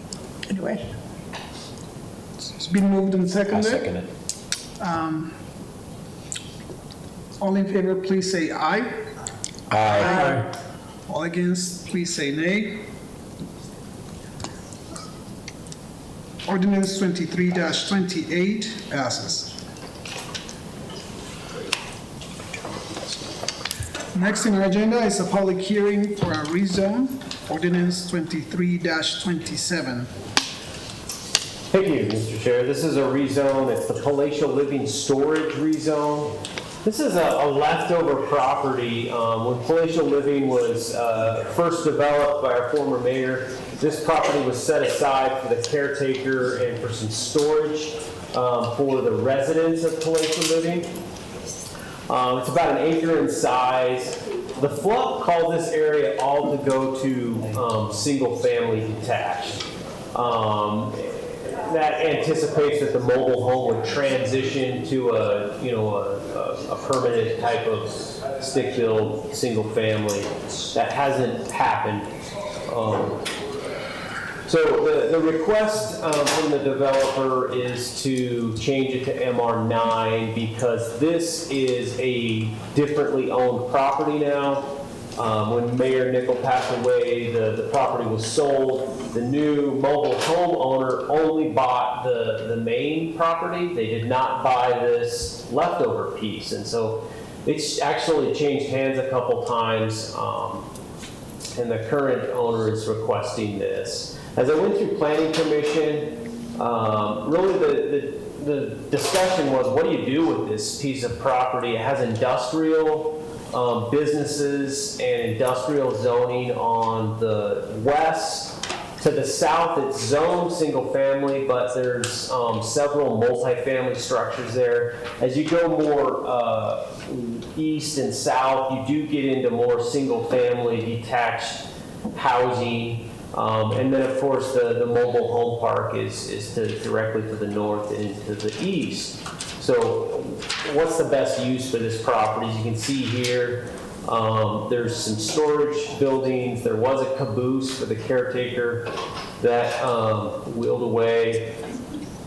And the Planning Commission struggled on what's the best use. The neighbors were okay with some residential there.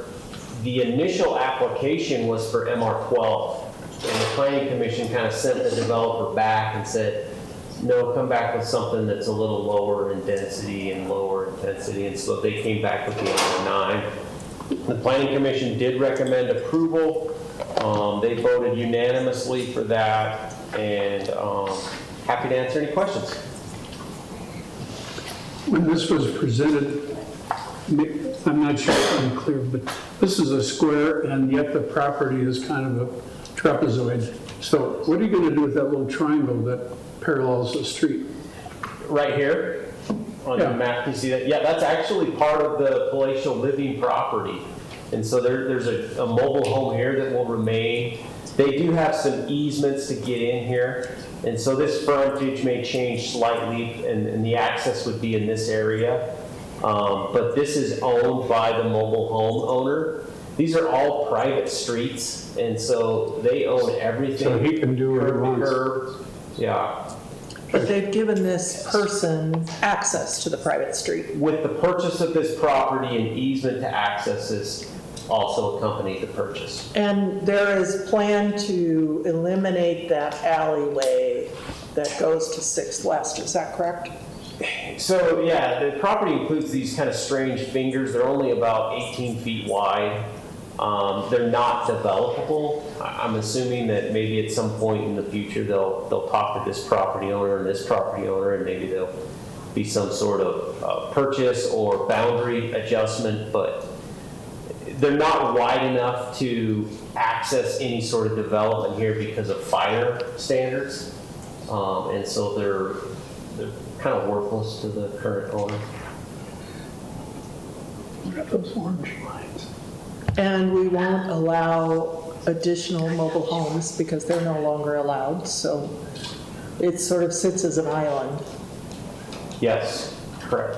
Russ, what are those orange lines in the diagram? That just indicates that that's a private street. I see, okay. Yep.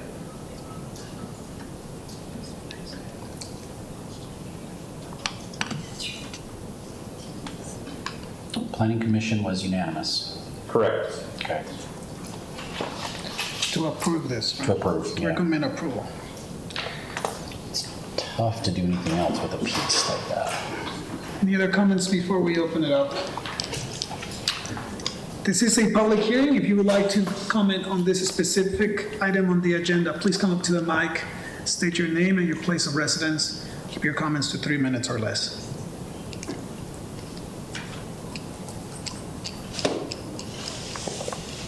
All right, we'll bring it back to the council. Russ, quick, any comments from neighbors that were concerned about this? So several neighbors attended the planning commission in this area in particular, and their comments were they're fine with residential, they just didn't want really high density. Yeah. That was part of the reason why the planning commission kicked it back. Okay. Denied. I'll move we approve ordinance 23-27. A second. Do you have to hold a public hearing? I second. We need a public hearing. Yeah, you just have to have a, But it was closed. Yeah. oh, it was, Yeah, we just okay, closed sorry. the hearing, yeah. It's kind of a mess in there, and this hopefully will. Yeah, it's like, what else do you do with it? Yeah. You know, it's like, it's kind of tough to build that house there, so. Well, there are those multi-families. Yeah, it's like multis are right there, it just kind of makes sense, so. It's been moved and seconded. All in favor, please say aye. Aye. All against, please say nay. Ordinance 23-27 passes. Next on our agenda is a public hearing for Resolution 23-32, budget adjustments. Two items to consider, both paying grants. The first is a grant for 9401 from the Department of Agriculture for the purchase of wildland fire equipment. The second is a request to appropriate 7585 for a state grant received for EMS training.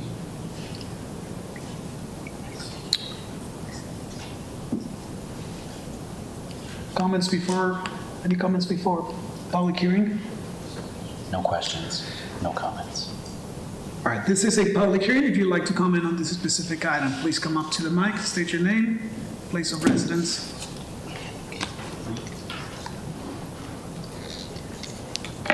Dr. Gail B. Yost, I live in Logan.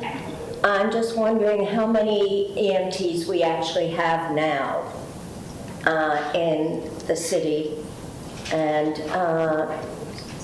how does that work for how many we need versus how many are actually not there right now?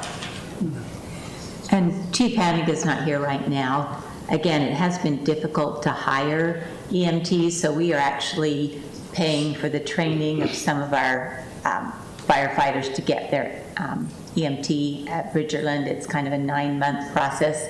If we do that, then they have to stay with us for an additional period of time to sort of pay that back, so to speak. But it is a challenge to fill those positions. But right now we are, I believe, fully staffed, close.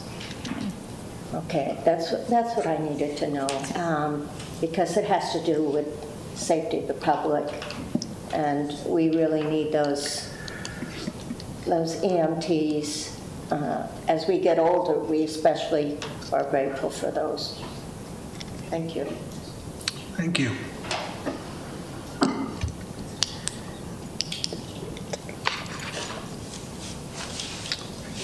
All right, we'll bring it back to the council.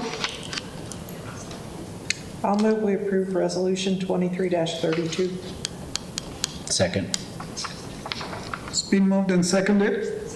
All in favor, please say aye. Aye. All against, please say nay. Resolution 23-32 passes. That's it for our action items for tonight. Next, we have workshop items. And First up, we have a rezone, ordinance 23-29. Ross? Sorry, me again. It's okay to see you, Russ. Okay, so I have two, I'll call them sibling rezones. They're both down on the south end of Main Street where the Y intersection occurs. They're proposed by different individuals, but they intentionally proposed at the same time. So the first one is Logan Crossroads from Michael Jewell. This is the property here. It's just over 3 acres. It actually fronts on the golf course road, but it's right behind or east of the Swig building there, the restaurants as well. It's currently vacant and it borders Providence. So this red line here is the city boundary between Logan and Providence. The application is to go from the current zone of commercial to mixed use. So this has been a popular request as of late, going from commercial to mixed use. Mixed use allows a little different mix of building types. They don't all have to be the vertical ground floor commercial. You can do some freestanding residential, but there are prescribed minimums for the amount of commercial in the project approval, as well as a little bit different design standards. I guess mixed use can be a little more compact in nature. The idea, again, is just like what we talked about. It's kind of like a live, work, play type, where you minimize your impacts as a resident, both from a housing and transportation standpoint.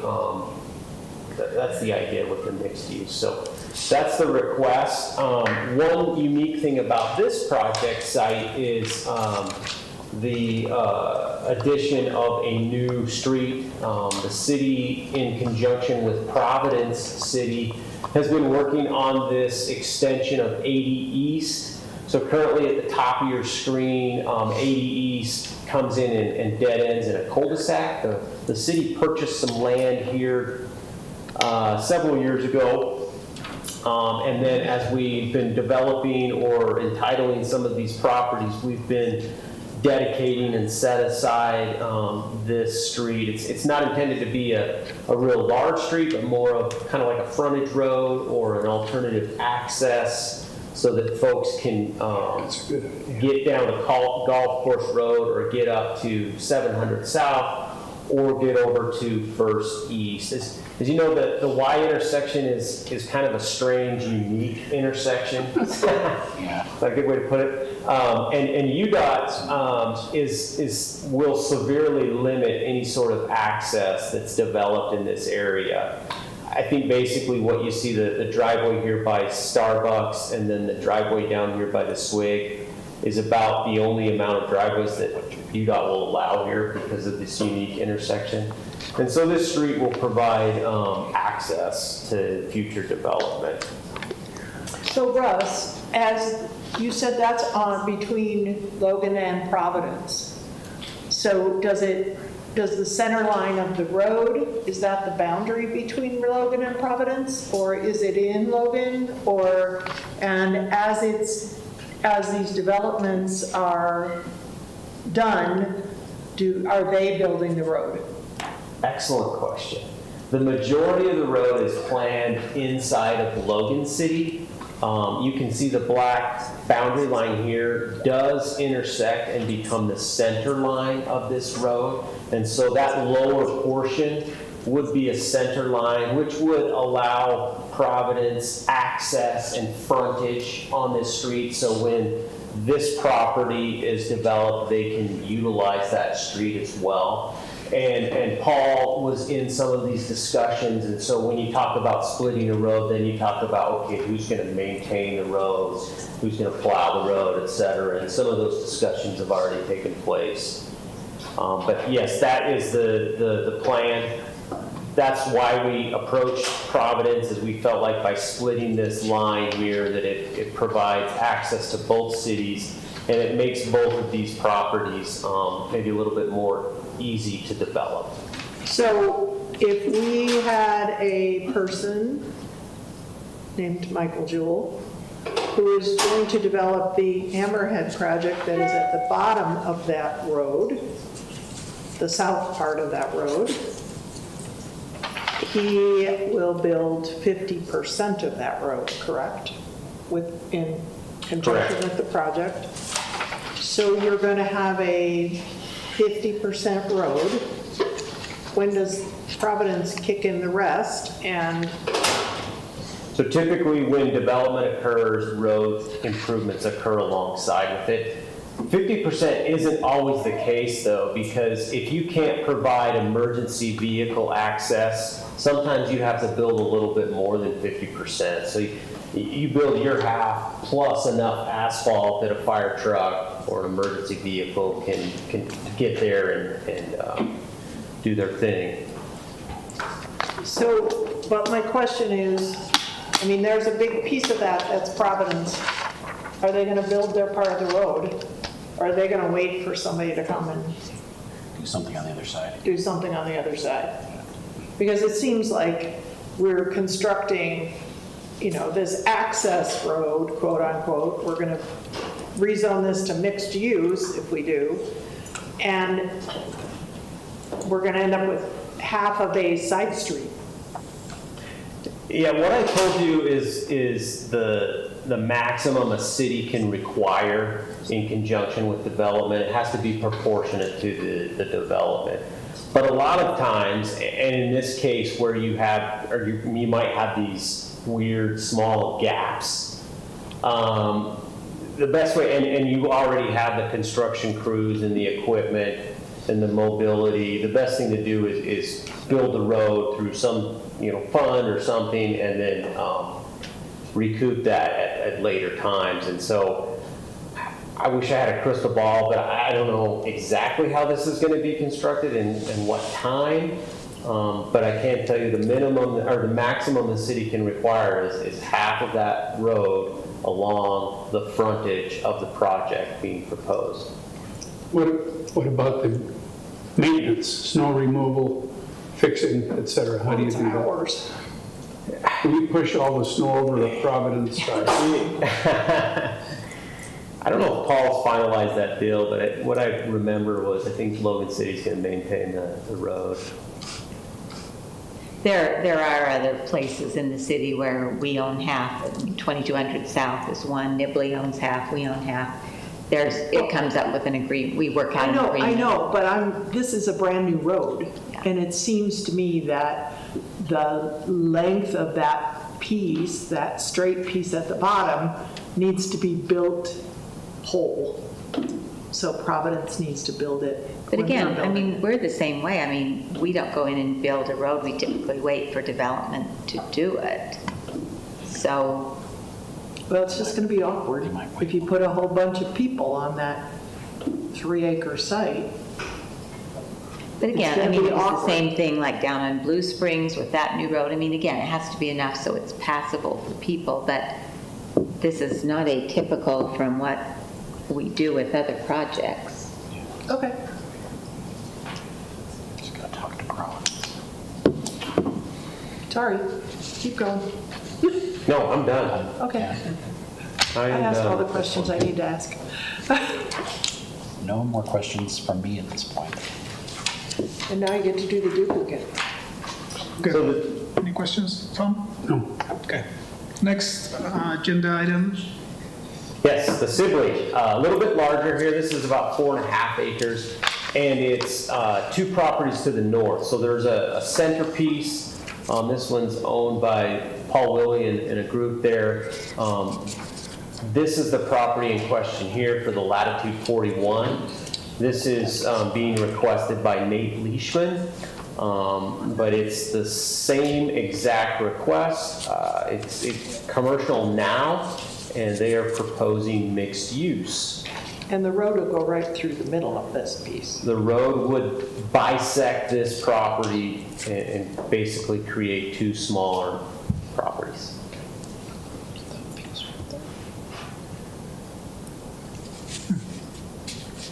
So one of our goals with mixed use was to get more of that live, play sort of construction, is that going to be, I mean, how do we make that happen? So the planning commission would review a project and approve it if it meets the code requirements in the mixed-use zone. And we don't prescribe one exact project type. There's a range of things that can be built. And so we craft a zone that we hope will foster projects that accomplish those goals. So what is the percentage, I mean, I don't remember actually, I know what is the percentage of commercial required per acre in mixed use now? So it's scaled, and it kind of, it's not per acre. It kind of jumps up and down. There's ranges, so like up to 3 acres, there's 3,500 minimum. 3 to 5 acres, there's 6,500 minimum. 5 to 7 acres is 95 minimum. So these projects would fall under that range of, between 3,000 and 6,000 square feet of commercial. So the bisected piece, does it come as 2 separate mixed-use projects or just one? Even with the road in the middle? So timing, I guess, would matter, and the road would be platted with a subdivision and design review project request. But it also might depend on if the developer sells the east half or retains the east half, so I can't really answer that question until we get a design review permit request. Okay. Thanks.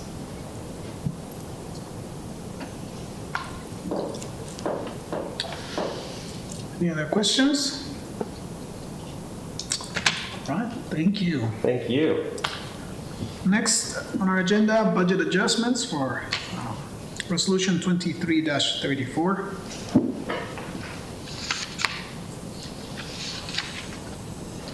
This is one item, request to appropriate $340,000 of restricted parks and recreation impact fees. Impact fees can only be used for certain projects, basically those that add capacity, add additional park space. They can't be used to maintain an existing park. Russ can speak to, there are 3 projects that we're requesting to appropriate funds for. He can speak to the specifics of those projects, what he's trying to accomplish if he'd like to.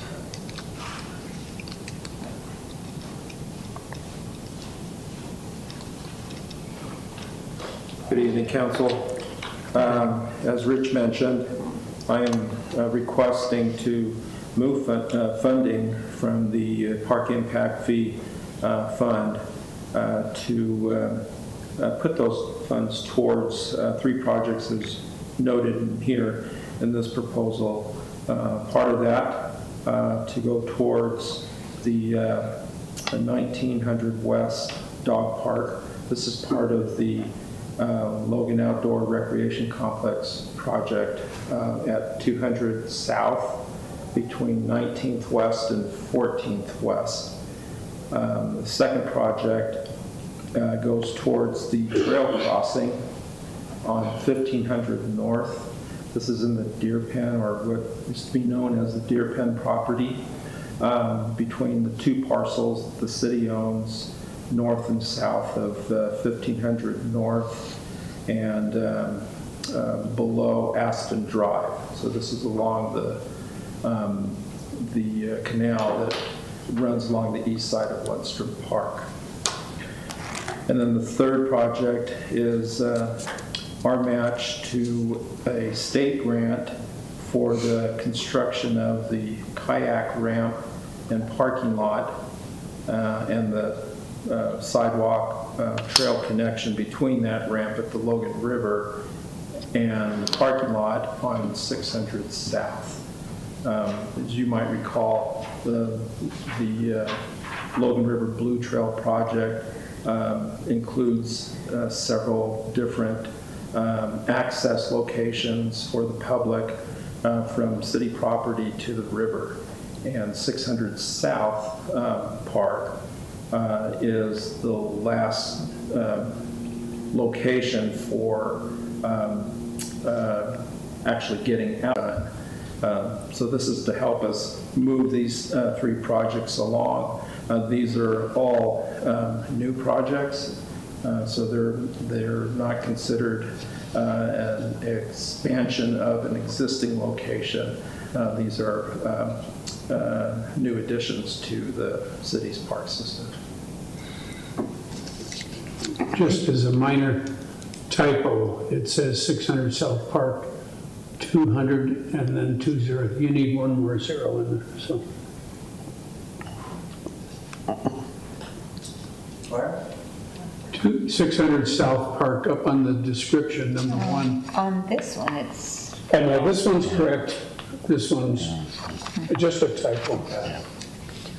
So the fees have already been collected then, and we're just appropriating them. and we have 6 years to use impact fees. They're very specific, so we thought these were good projects. If council agrees to.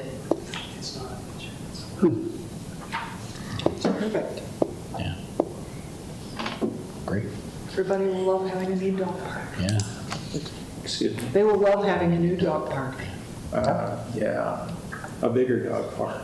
Oh, there's a lot of people that'll love having a new dog park. Thank you, 100 West. Lots of room to roam. Thank you. Thank you, Russ. And thank you, Richard. Next, our, this is the last. Unspent appropriation forward. The last workshop The Rich item Anderson one. What is that? is What is a that? Bible of Carry forward. carry forwards. I thought about reading this for my opening ceremony. That would be perfect. But can you like act it out? Like can you put some emotion into I it? really can.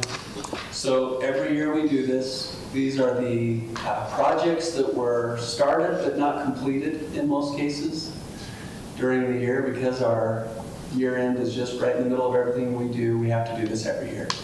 So the process we go through is we first have to determine what is left. We have to get a cutoff invoice. Then we have to determine whether we actually collected enough revenue to support the carry forward of these items. That's why we wait until now to bring these to council. Now, just so you're prepared, more than likely there's going to be some small variation with some of these, simply because between now and the next council meeting, we're going to be going through and trying to make sure we got everything perfectly correct. We've already found a few things that need to be moved around, and so some of these numbers will change, but next time I will inform you of which ones those are.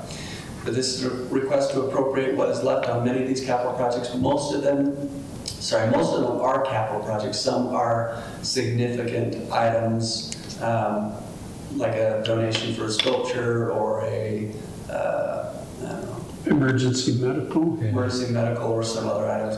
Some of the largest ones, if you look in the water department, 23 million, that's for the water tank. It says truck, but I think I just lost consciousness momentarily as I was typing this. Water tank.